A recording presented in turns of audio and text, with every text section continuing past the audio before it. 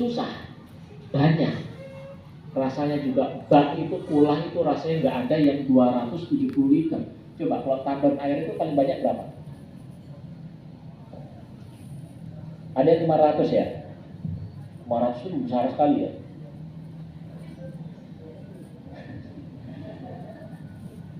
Sehingga apa? Para ulama kemudian menawarkan artinya apa? Wah, ketika kita kangelan, ya sudah, pokoknya yang penting ngalir saja. Karena apa? Air yang mengalir dipastikan bersumber dari air yang banyak. Coba kalau tandon kita sedikit, biasanya juga susah kan ngalirnya, apalagi kalau tandonnya itu tidak terlalu tinggi. Tapi kalau airnya banyak, walaupun tandon tidak terlalu tinggi, air itu akan terus mengalir. Sehingga apa? Imam Abu Hanifah berprinsip, ya sudahlah, ketimbang kita kangelan mengukur berapa sesungguhnya 2 kolam, yang terpenting air itu bisa mengalir. Sehingga apa? Ketika air itu mengalir, misalkan terkena najis, maka air itu dianggap air yang suci, mensucikan. Karena apa? Lagi-lagi kita itu seringkali berpikiran manusia itu ada kecenderungan sesuatu sifatnya praktis. Sehingga apa? Bapak Ibu nggak usah khawatir, Ibu nggak usah khawatir. Di sini musola itu airnya mengalir. Jadi tidak usah khawatir najis pandangan gitu. Kemudian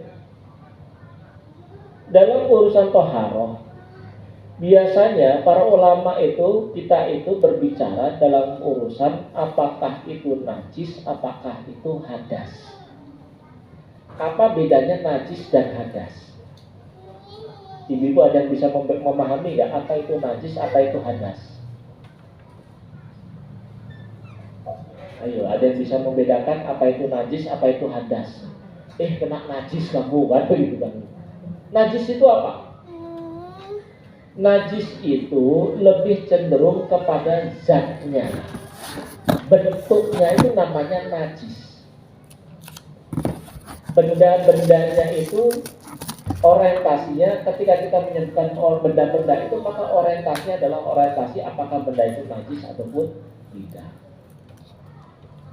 Sedangkan hadas itu apa? Hadas itu adalah sebuah kondisi di mana seseorang itu apakah boleh beribadah atau tidak boleh beribadah, atau dia boleh beribadah dengan catatan dia harus melakukan sebuah aktivitas tertentu. Contoh, orang menstruasi itu menyebabkan orang itu tidak boleh melaksanakan ibadah. Artinya dia sedang berhadas besar.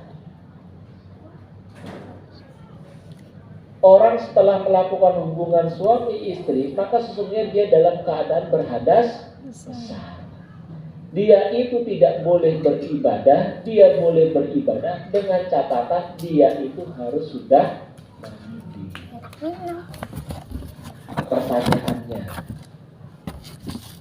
apakah orang itu dalam keadaan hadas, apakah sudah barang tentu dia sedang najis, kena najis? Ketika dia dalam keadaan hadas, apakah dia sedang kena najis? Atau sebaliknya, apakah ketika dia sedang kena najis maka dia dalam kondisi berhadas? Contoh, celananya kena belek, dia sedang berhadas atau tidak? Tidak. Ketika dia kena najis, maka sesungguhnya dia sedang tidak berhadas. Apa indikasi?